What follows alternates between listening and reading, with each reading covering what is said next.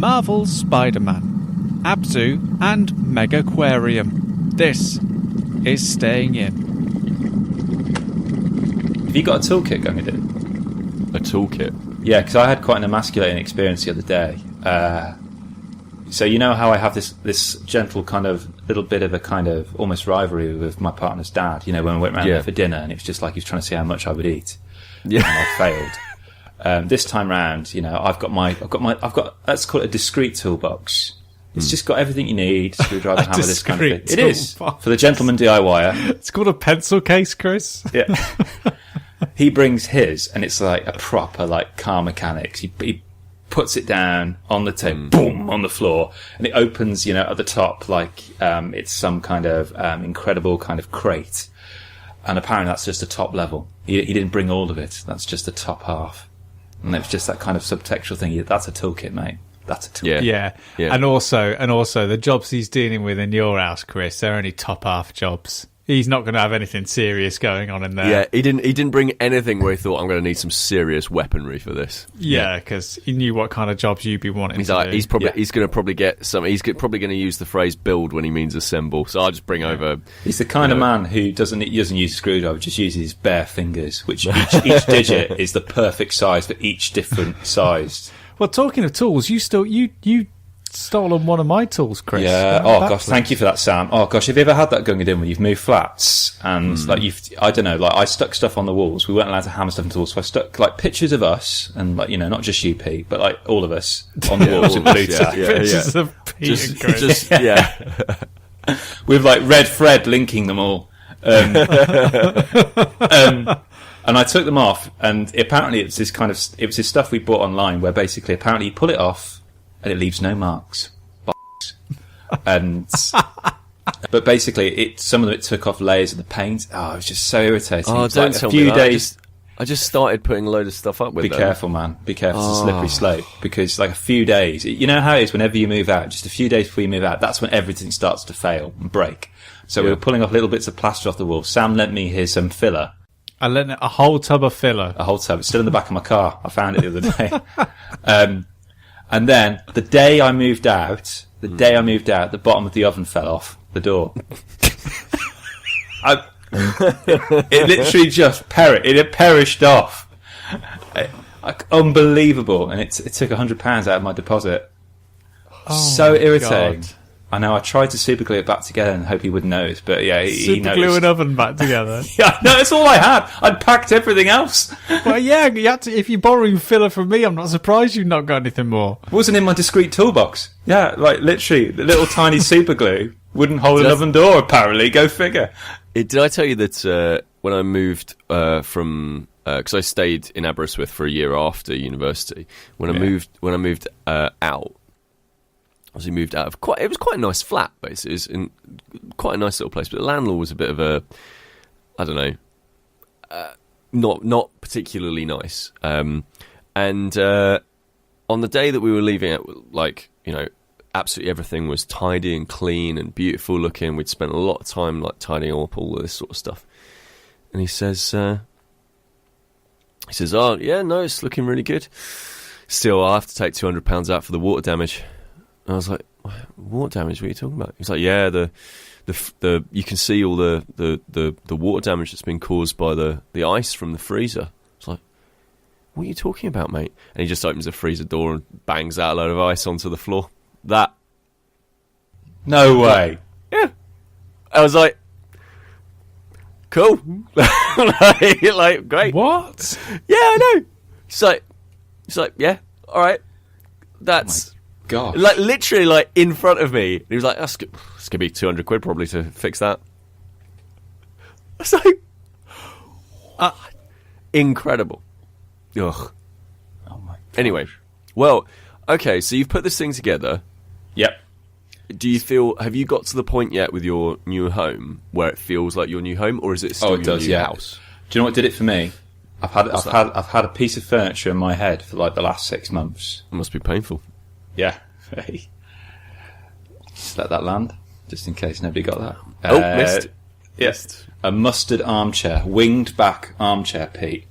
Mustard colour. Been in my head for 6 months. If you ever seen the opening credits to Inspector Gadget, imagine the chair that the main villain sits in. I can't remember his name. Claw, wasn't it? Claw. Yeah, imagine the chair that he sits in, but mustard yellow. Yeah. Is this all just in service of becoming, like, at some point, just accepting PhD lecturer, like... Or becoming a master criminal? But it's my game chair, Pete. I've got it now. It used to be the beanbag, but now I've got a proper game chair. So whenever I'm playing games online, I drag it in front. Literally, he's just like a little child. Like, we'll post a picture up on the old Soch.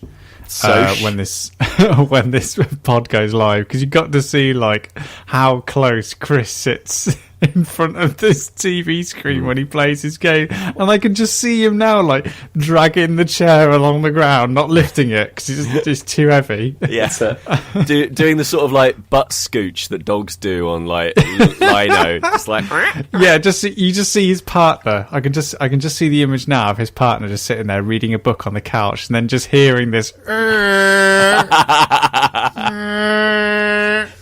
Just playing some games. Don't knock it till you've tried it. I got my copy of Star Realms Frontiers. Is it Star Realms Frontiers? Star Realms Frontier? What, the Kickstarter? The Kickstarter one. I got that through, and I was very pleased. What did you get the big box with it that you can put all your... No, I didn't get anything like that. I thought about it, but then I was kind of like, well... I'm not going to have that many additional spare cards, and I can just put them in a little plastic packet and all that sort of stuff. I'm trying to declutter at the moment. I'm trying to declutter my life and my mind at the moment. Well, I'm trying. So I was very pleased with that. How's your Kickstarter? The pre-orders? All your pre-orders? Oh my gosh, yes. Because I know everyone is thrilled. I'm on tenterhooks here, Sam. Yeah. I mean, it's one of my biggest problems with board games in general, like... Finding out a street date for anything, and a reliable street date at that, is incredibly frustrating. So the Kickstarter is now in the UK.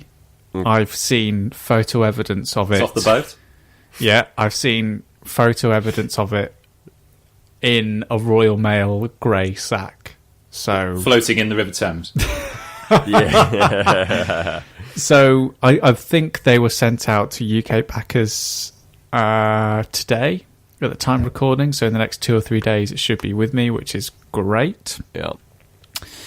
But then everything else I've pre-ordered, I have not the foggiest. Welcome to Your Dream Home apparently had a street date of the 19th of September at the day of recording. It's now the 24th.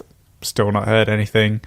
Again, my upgrade pieces for Betrayal was meant to be out in September, but we're practically nearly at the end of the month. The only thing I have any steer on is Keyforge, and to give Fantasy Flight their props is that they have a really great update system of when, at what process along the chain things are. So it's Keyforge is currently at the printers, and then it will be on the boat, and that's usually 6 to 8 weeks, and then it's in stores. So once it's on I think November is what I've heard with Keyforge. I got to say, so working as I do in the job I do, and having done video games and board games, the thing I've realised, the big difference between the video game industry and the board game industry is, bizarrely, the video game industry is so much better organised than board games. Like, yeah, it is so much more professional than board games. So, for example, like, we did like a big like marketing push for one of our games like a year ago or something like that. And like you talk with video game press, and they know exactly what they're doing, and they you know, they've got it down to a T. They know exactly what they're doing. You can be very conversant with them and know exactly what they want, because there is like a regimented plan as to how you're going to talk with them. And it's the same with like distribution channels and talking with platform holders and all that sort of stuff in video games. When we did one for board games, totally different proposition. Like I was told things in production, things like, oh, okay, well, for you to do a board game, it's going to take a year to get into the stores that you want it to. Like, and it's like, why? It's like, oh, because, you know, all these things take time and all this blah, blah, blah, blah. And it's like, the game is ready and it's going to take a year to get into bookstores. Like that is how does that happen? And there are good reasons for it, but some of it is just down to just things, just process, just things are slow. There is something about physical media and the board game industry in general that is a bit slapdash, and I really get the feeling that at some point, like Kickstarter, people are going to start to really push back against this. You know how with Kickstarter now, lots of people are like, oh, I don't really like backing things on Kickstarter because I don't really know when I'm going to get it and all this sort of stuff. Yeah. And it's like, oh, well, it's just because it's not big businesses and blah, blah, blah, blah. But it sort of is now big businesses. Well, but with board games, it's like, oh, I'm really looking forward to this coming out in month, maybe. Yeah. Q something. Whereas with video games, it's like, yeah, it's coming, I can tell you 6 months from now that it's going to come out on this specific date. What I find very interesting is that when I've had to wait for board games to arrive and things, I don't get the intel from the official website. I get it from forums. Right.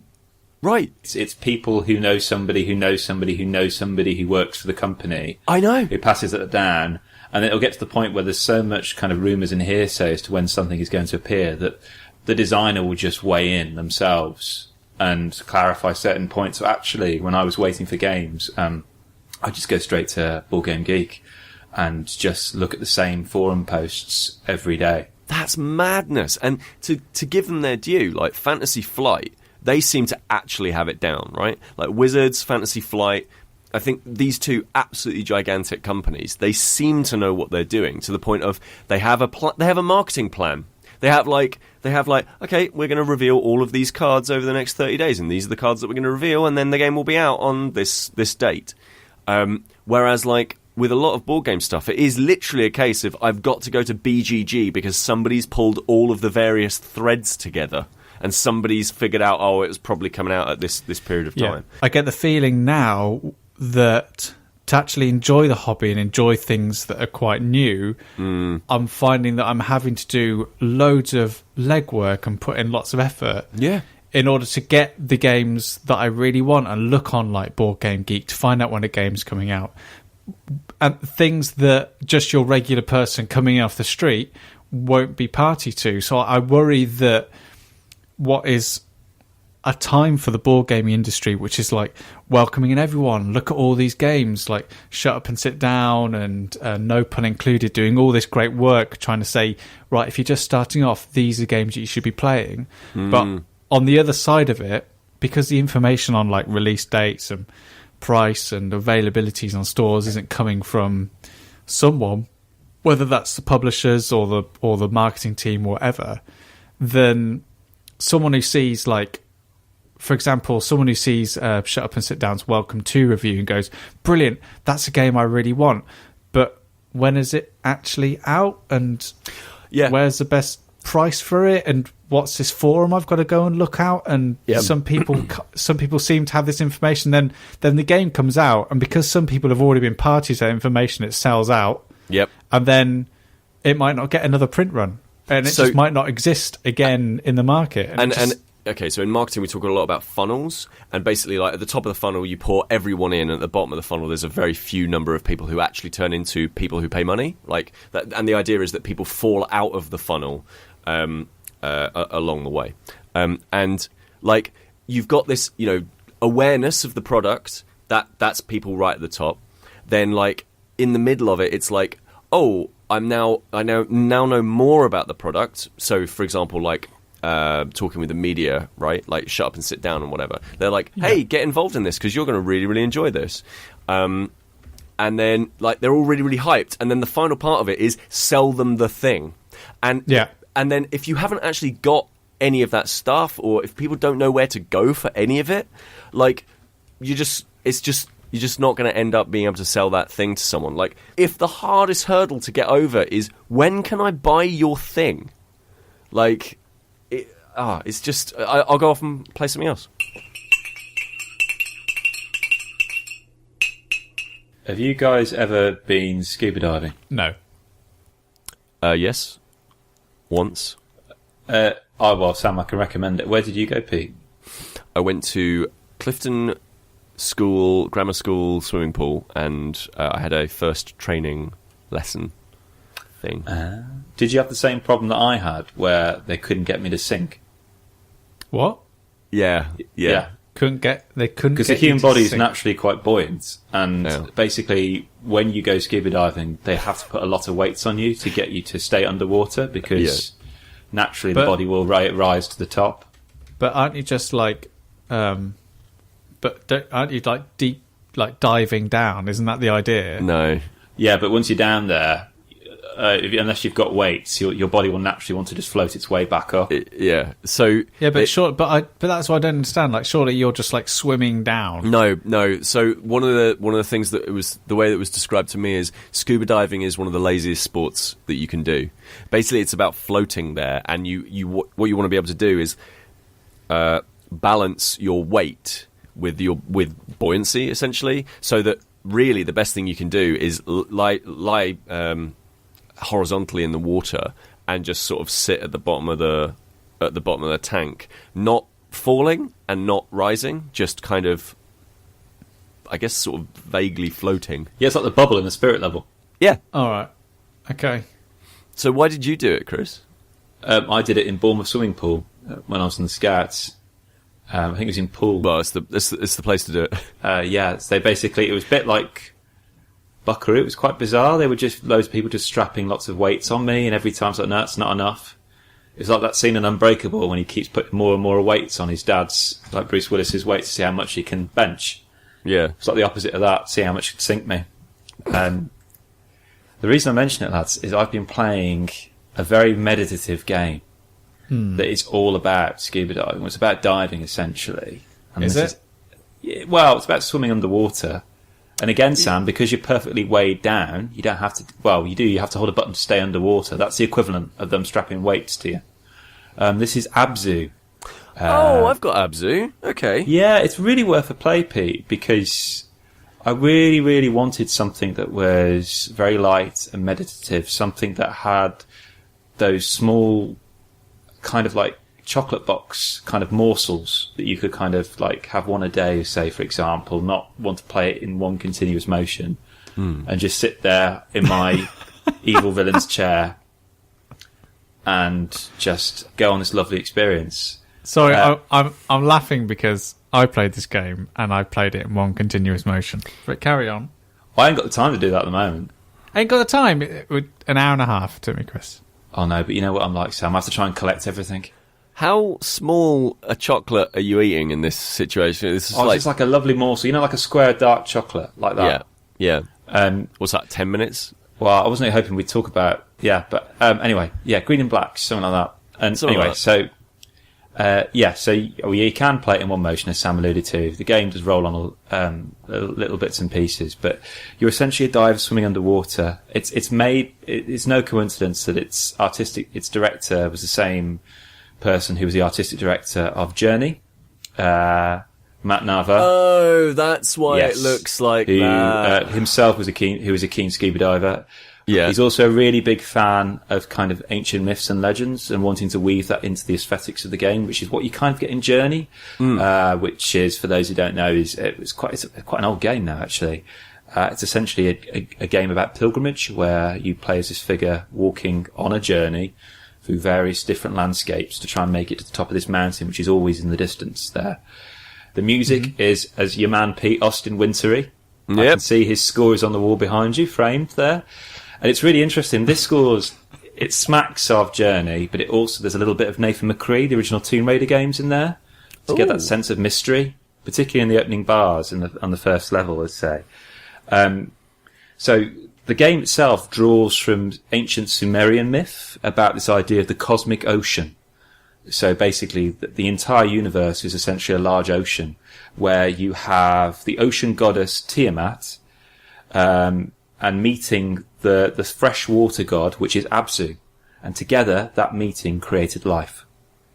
And it's got the kind of same smatterings of Journey here. You feel that you're walking through a civilization that has kind of been and gone, and you're almost trying to resurrect it.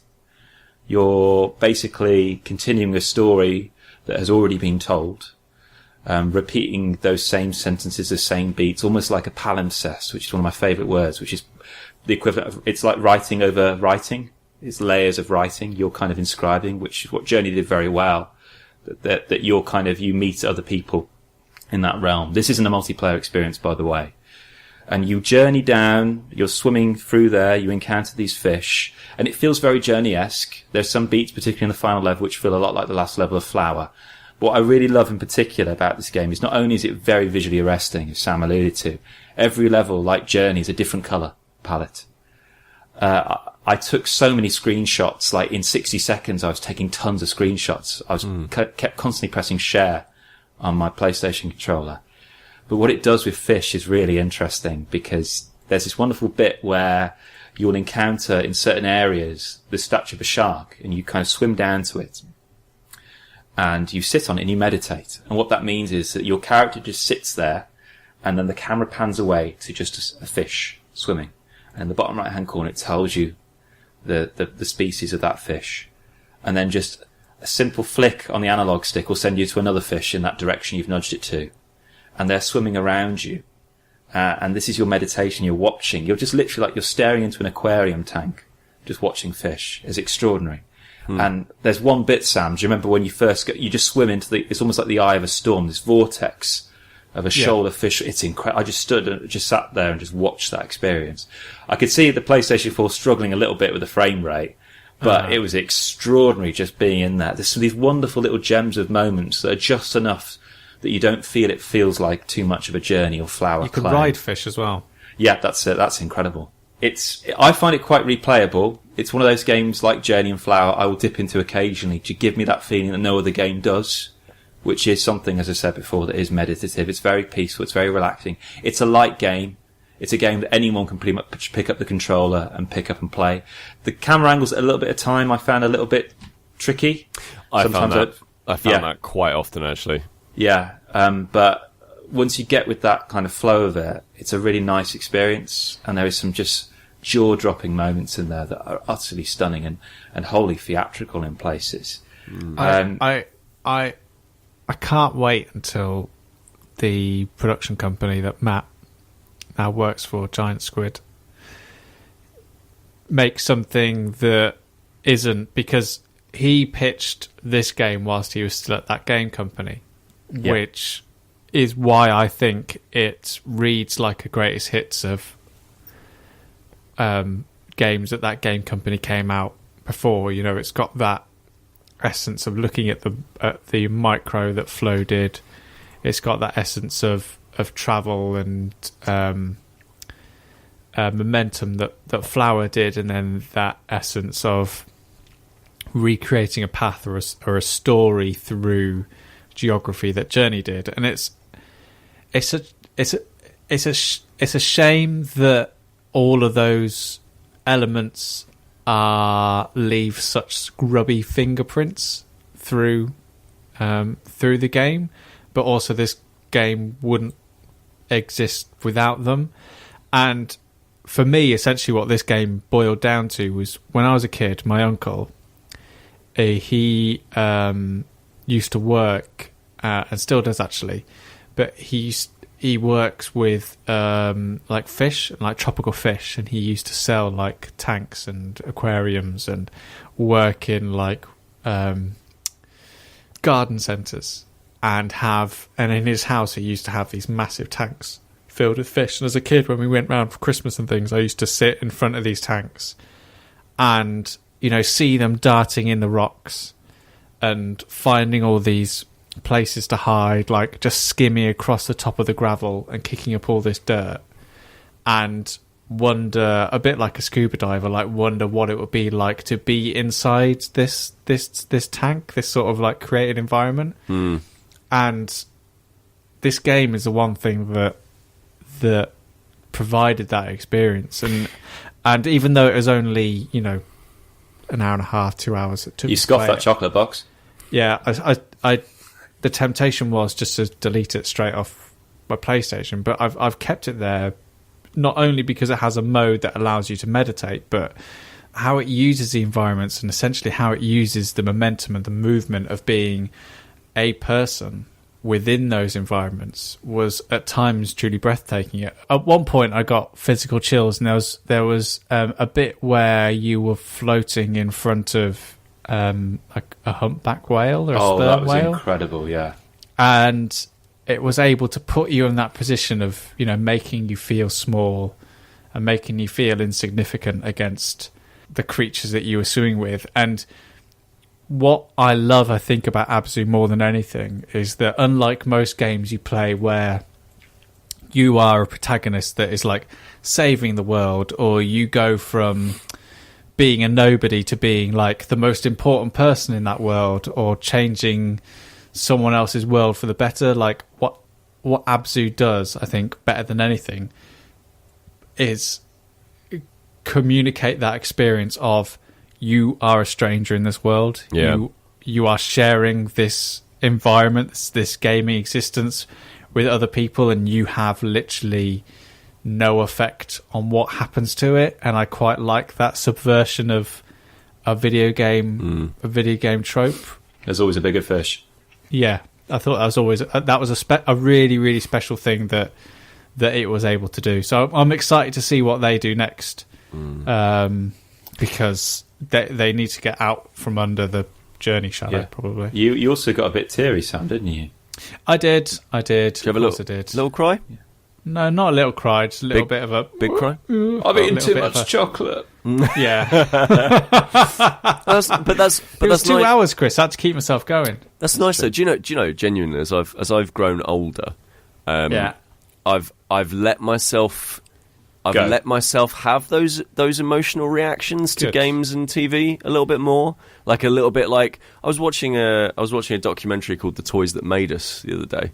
And I saw that's on Netflix, isn't it? Yeah, and I had a little minor moment where I found out about what happened when they agreed to renew the G.I. Joe line of toys, which had a little moment. I was like, oh, it was nice. Well, at least you didn't nearly cry at a lottery advert like I did the other day. So. What? Stop the press.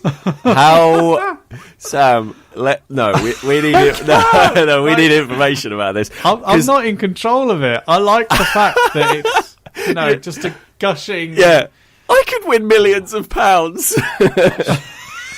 So Sam, I'm not getting off this subject. What was this lottery advert? It was a man and his wife, and they had this little child. Yeah, I'm going to go off again. Go on. It was like a clip of him going off to work on a shipping boat. Yeah, in the middle of the sea. A shipping boat. Yeah, a shipping boat. What, a fishing boat? Sorry, a fishing boat. Oh, okay, a fishing boat. Yeah, go on. And it was him, working really hard out in the middle of the sea, like really cold and noisy and proper work. And then you cut back to the woman, and she was like, "Oh, don't do that, you kids." It had a name probably, and it's just like, and you saw her with lots of backpacks, getting the kid off to school, and just rushing into a shop and buying a ticket on a whim. And then there's a bit more of that sort of toing and throwing these two separate lives. And then he comes home from his fishing voyage and goes into the house, and everything's gone from the house. Everything. Oh no. It's completely empty. Why? And then there's a little note on top of the fireplace, and he opens him up, and it cuts to him just running down the street.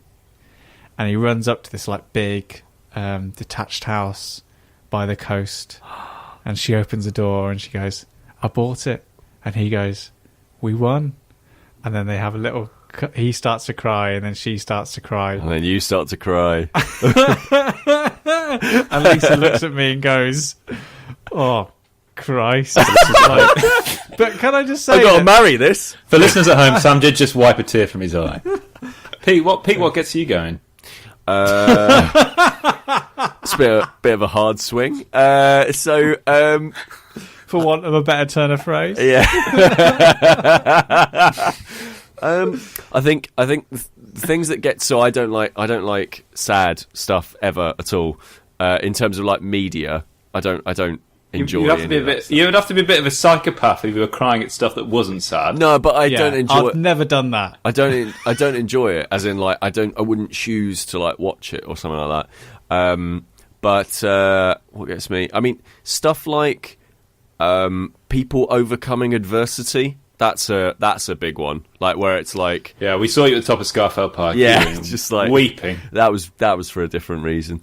Animal stuff is bad every single time. I'm just like, no, absolutely not. Turn this off. Do not want to know about the orcas.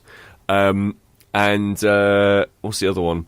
I guess, like, the sort of existential crisis of knowing that nothing that you do in the universe matters because you're a tiny speck and we're all going to die and we're only alive for a very fractional, like, that sort of stuff. I just like, oh god, I thought my life had meaning. I find that quite humbling though, because it takes the pressure off me. Okay, can we talk about the new Spider-Man game, but can we talk about it in a way that does not spoil its story? Because I do want to play it. Because it's important to say, Pete, that I would say that Spider-Man's your favourite comic book character.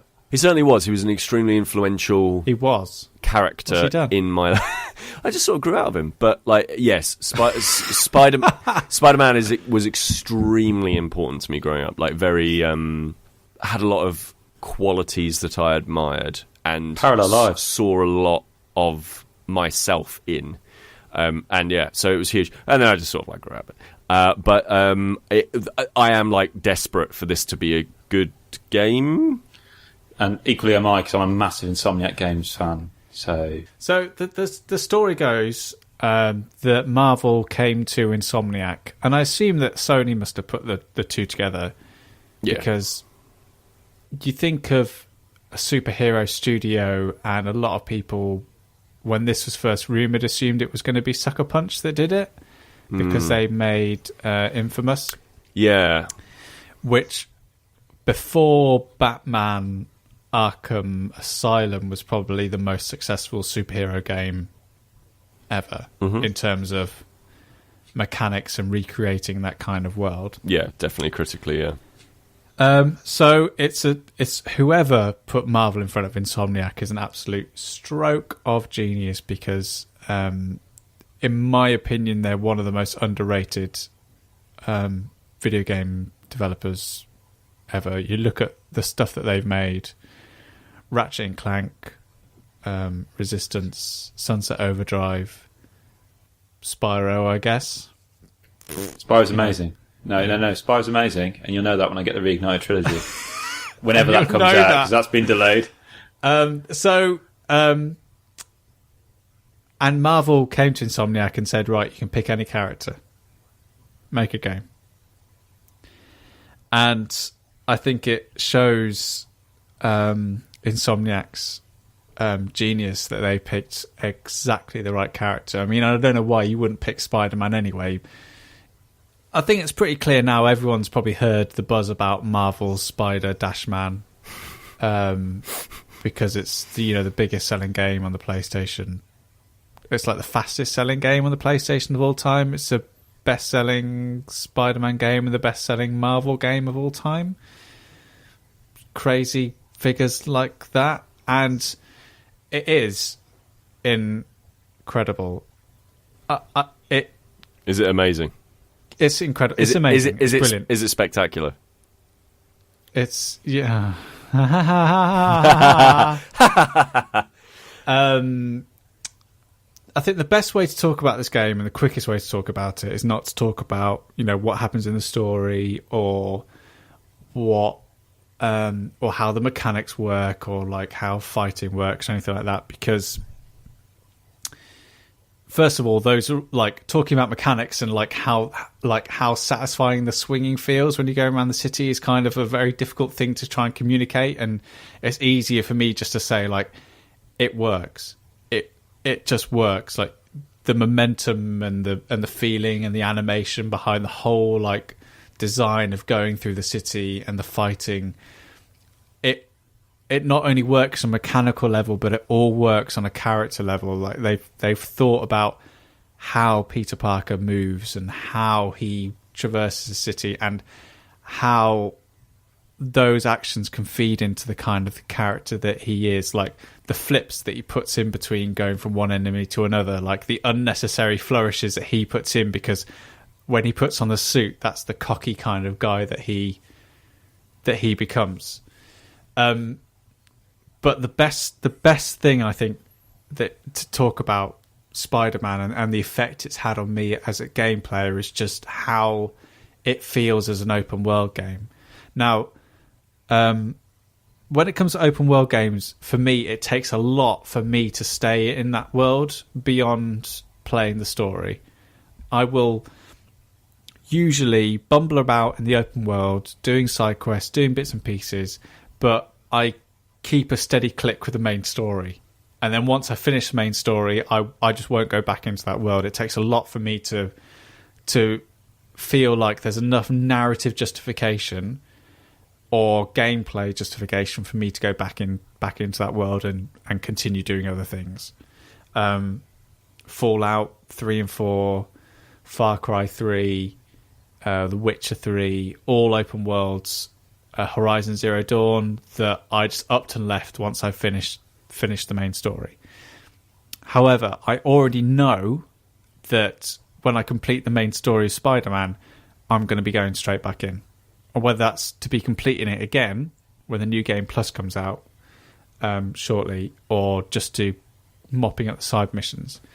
Because what the game does, and I think it's probably the reason why Insomniac picked Spider-Man for a character to put into this world, is that their open world is, and I think it's part of what people love about Spider-Man as a character, is the fact that Spider-Man and New York go hand in hand. Mm-hmm. Like, Spider-Man is defined by the cities that he's in, and he's a bit like the negative image of how Batman feels about Gotham, whereas Batman's trying to sort of wrestle Gotham away from eating itself and has this kind of almost negative approach to how Batman sees Gotham. Like, Gotham's beyond saving, but he's just trying his best just to keep its head above water. Spider-Man sees New York as this wonderful, vibrant, multicultural place where, you know, there's so much things happening. Like, there is this like buoyant character, this colourful metropolitan world that he inhabits. And because of that, when you're swinging through as Spider-Man, you want to stop when you're on your way to a main mission and you'll just hear gunshots, or you'll hear a car screeching along the road, and you'll just like trigger into it, someone's in trouble. And you're just like, and because the swinging is that good, like, you can just like change your direction, leap off another building and go and help the person who's in trouble. Or you're swinging close to the road and you hear someone who's trapped and locked in their car, or they've had an accident. Like, you want to go and help the city. You want to be part and like help the people who need it. Like, it's all about being the underdog. That's Peter Parker. Like, he is the underdog. He's only ever wanted to be accepted, you know, be an Avenger, be considered, be taken seriously, and, you know, be seen as a real hero to New York.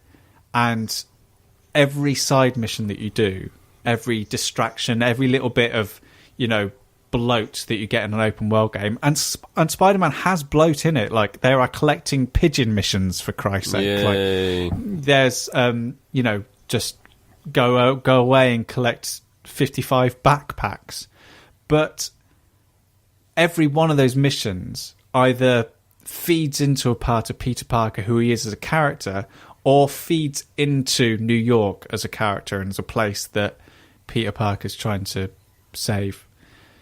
And make a nice place for everyone to live. And because of that, you never feel like you are pulling away from the main narrative when you go off and just bumble around and go want to help. In fact, there's parts of the story where Peter Parker's just like, right, I've got a few minutes. He's quite verbal about it. Got a few minutes, might go and earn a living, and just like go off. Like gives you absolutely free reign just to go off and discover and do whatever you can do. And all of this, and this is what's brilliant, and I think this is what makes Marvel's Spider-Man almost my favourite superhero game beyond Batman Arkham Asylum, is that when you land on the street, and that's a very rare occurrence because you spend so much of it in like swinging beneath the buildings, when you put your feet onto the tarmac and suddenly everyone reacts to you. People get out phones and they start taking pictures of you. People are like high-five you on the street as you're walking across. And there's some people who are just like really sarcastic and like, oh, have you wrecked another building today, Spider-Man? Because they listen to J. Jonah Jameson, who's now got a chat show. And that really grounds Spider-Man as a character in this city, which is something that wasn't there in like Batman Arkham City, where they just created an excuse to make it so there are no civilians in Gotham. In Marvel Spider-Man, you really feel like you are in this living and breathing city. It's interesting you talk about it in the same way that compulsion, you can't let it go. It's almost like, as you were saying, Peter Parker can't just let that siren be unanswered. No. Or that person in hell, because it's not part of his character. Like they just get Peter Parker right within the first 30 seconds.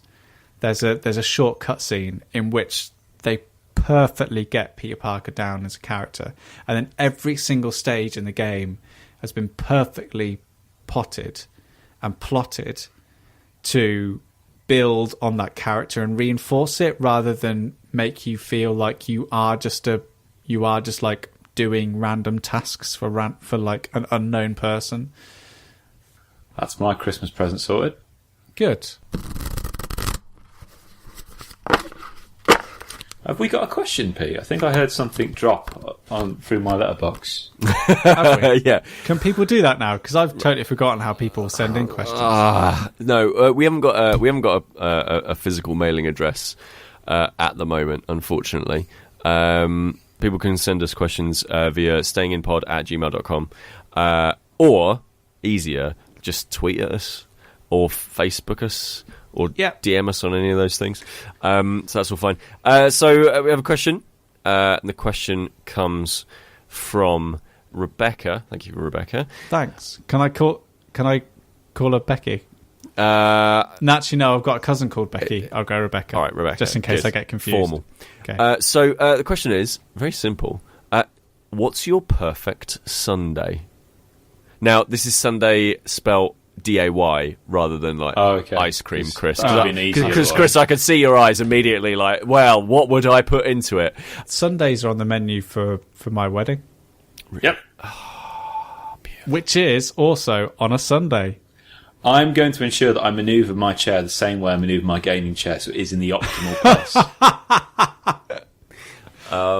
Okay, so as part of this like decluttering and learning to just chill out, I've found that one of the things that I've really enjoyed, and I used to secretly think a lot less of all three of you when you would do this, but you would get into your Jimmy Jams while I was round, and would I? Yeah. I used to see you guys in the little Jimmy Jam trousers, the little relaxy. Your lounge trousers. Yeah, your lounge trousers. Yeah, your lounge. Yeah, your Jimmy Jams. I've never ever called them Jimmy Jams. They're not Jimmy Jams. There's a difference between Jimmy Jams and loungewear. Nah. The listener's going to think that I go to bed dressed like Scrooge. No. Like, I've absolutely but I would call them Jimmy Jams, right? Okay. Anyway, so the other weekend thought, you know what, I'm just going to see what that's like. And I wore them on a Sunday, and I didn't leave the house, and it was great. And I just felt so chilled and relaxed. Just turning your brain into that thing where you go, do you know what? I'm not going to go outside. I'm going to put my Jimmy Jams on, and I ain't going to go anywhere. And he had a shirt and tie on the top. Yeah. Oh, yeah. It got to be formal. So that's a perfect Sunday. That's what the questioner. In all honesty, for me at the moment, just doing nothing, seeing no one except for my partner, and just relaxing. So the Willington household is on lockdown. Might have a nap about 2 p.m. after lunch, just a quick hour, maybe power nap. Who am I kidding? 2 hours. What about you guys? What would you do? I think I've had 3 stages of Sundays throughout my life. Yeah. There was the Sundays when I was a child where we would go to church every Sunday. Okay, very nice. Which was, fine. A duty. And then we'd come home and have a Sunday roast every Sunday. Nice. Which I cannot believe my mum and grandma both did that. Yeah. Having made several Sunday roasts on my own, I'm just like, I cannot believe, and we just sat there and took it all for granted. And then, back in the 80s and 90s, those are proper roast dinners. There was no bread sauce packets or anything on the table. It's like cauliflower cheese and vegetable, carrots, buttered carrots, and proper, all that sort of stuff. And you just think, now as an adult, you're like, oh God. So my second Sunday was at university, and me, Dan, and our good friend Aidan would have Lad Sunday. And it would traditionally be, we'd station ourselves in a pub somewhere, probably have a pint of Coke each, recovering, get those sugars in us, and then we would maybe order a Sunday roast and play games on the old quiz box. Remember those Q box machines in pubs? God! We used to play. One of our favourite games was one called "You Got the Bling." No, Lord of the Bling. That was it. Which came first? And now, because I work shifts, the concept of a Sunday is very weird. Very, very rarely do I get that feeling now. So when I do have a Sunday, I do like to embrace it just a little bit. I do like to know that I'm trying to get the most out of it. I think today I've probably had a pretty good Sunday. I was going to say, when you say get the most out of it, do you mean doing chores, or do you mean I quite like to do chores and little bits and pieces on a Sunday. Right. What needs doing around the house? What my parents would call pottering. Yeah, what needs doing around the house? I played a bit of Spider-Man, and then I did the washing. The equivalent. I love the fact that's synonymous with vacuuming. Did a bit of Spider-Man. I hoovered up crime in New York City. I did the washing. I mowed the lawn. Yep. And I did a bit of reading, which is good. Right. And a good meal on a Sunday. Oh, that's important.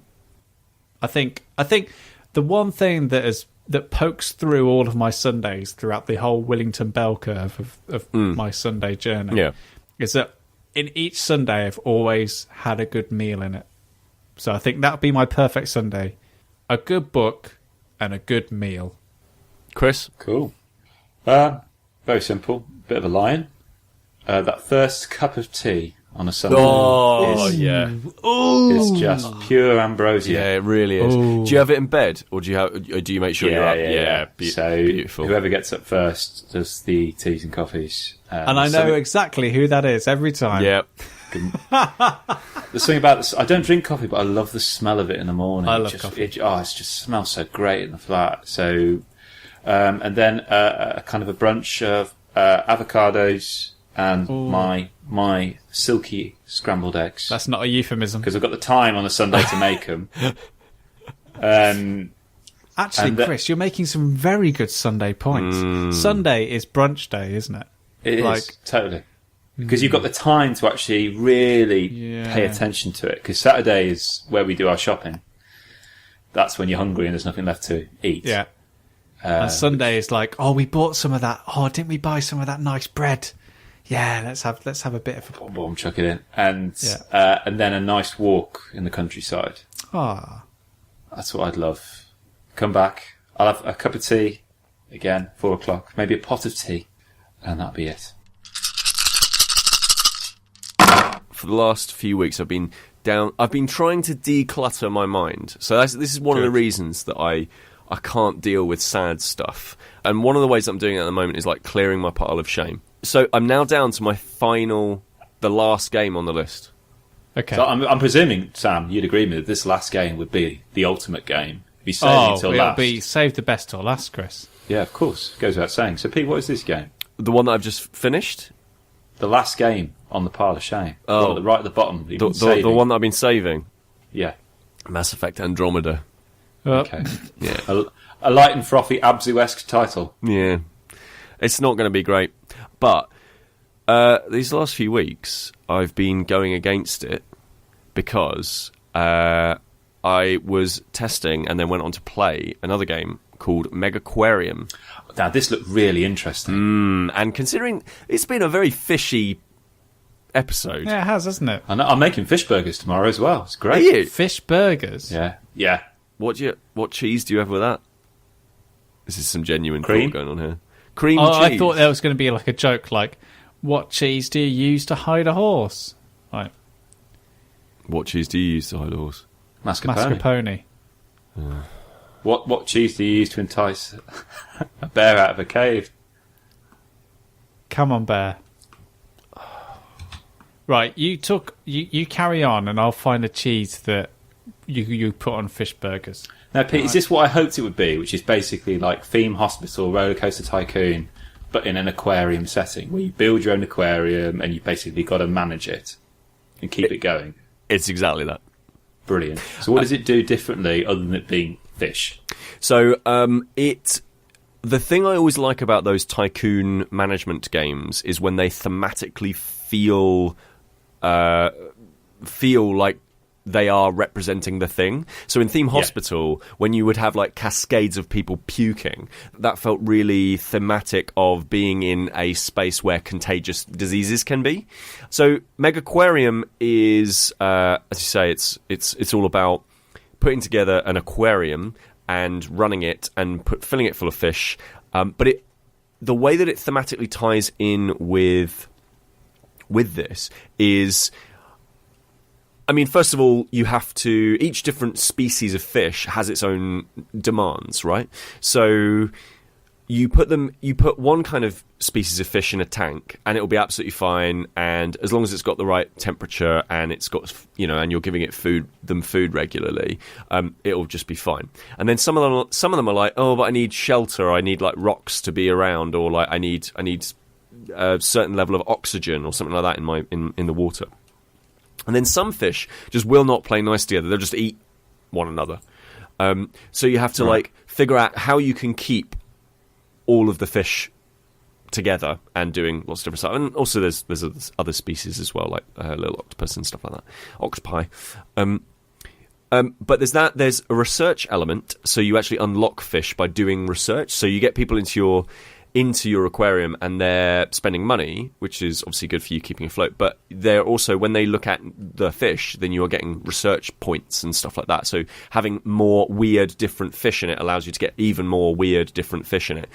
So it ties into that ecological kind of what a lot of zoos are doing at the moment, of like trying to do lots of research into the animals that they have and conservation, basically. Yeah. So do you start off basically with just a goldfish in a little bowl? I mean, pretty much. I mean, it is like absolutely tiny. You're given a really small amount of space, and then you walk through the tutorial, which is really, really good, because a lot of these management games immediately lose me because they just don't have a decent tutorial.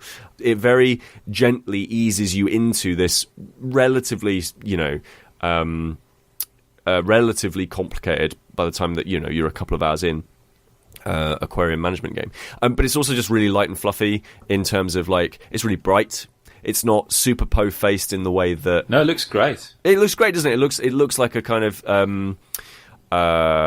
low poly theme hospital or something like that. And one of the other really cool things is you zoom into the map, and like Google Maps, if you keep zooming, you can then just like wander around the space.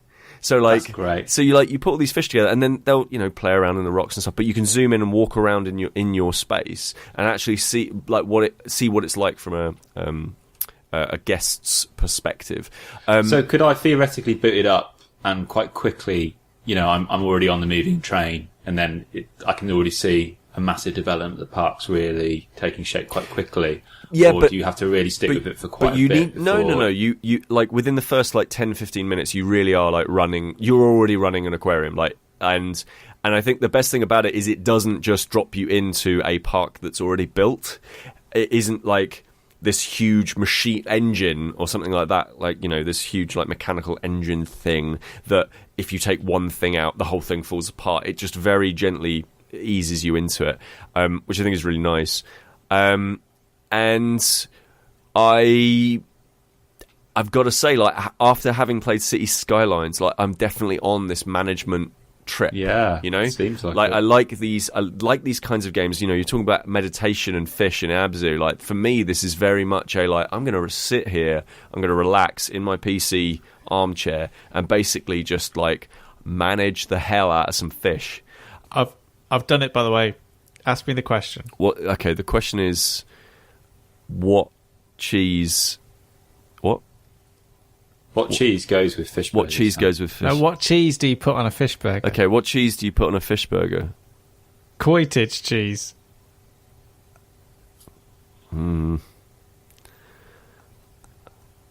Look, I just spent all that time looking at not listening to me, of types of cheese. Not engaging in a nice conversation with your friends. No, but koi. Yeah. No, I get it. That's great. Yeah. That's great. Honestly. That's really good. Yeah. Superb. I mean, it wouldn't. The problem with the joke is it wouldn't. That's the problem. Yeah. It's if you put cottage cheese on a with bits of pineapple. Well, when I was a kid, I had cottage cheese and tuna sandwiches. Oh, Kris! God. What did they taste like by the time you got to school? And then warm cottage cheese and warm cottage cheese and tuna sandwiches with tomato ketchup. Be like eating fishy guffs. I used to have a cool block in them. Of course you did. I'm surprised you didn't have a man who carried it all. God. It's very fishy. Why have we been so fishy? I don't know. It's the time of year. The time of year for fish.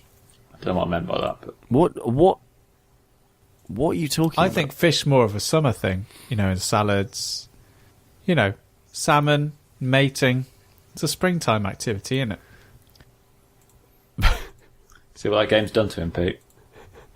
I'm trying my best to get involved back into the conversation after my...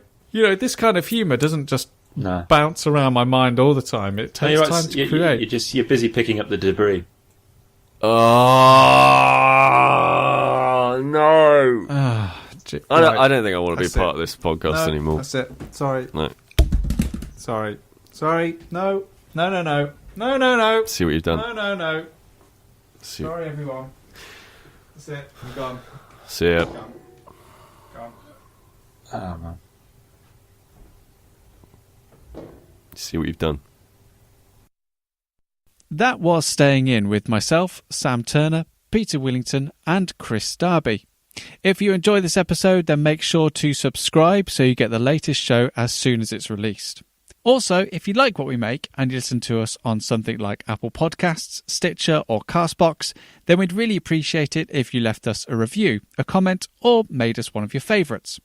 Now, if you missed it in the episode, you can get information on all the things we talked about at stayingin.podbean.com, where there is also details of how you can get in touch with us if you've got a question for us to answer. And of course, there's links there to our Steam Curator and Board Game Geek pages, as well as our Twitter and Facebook details.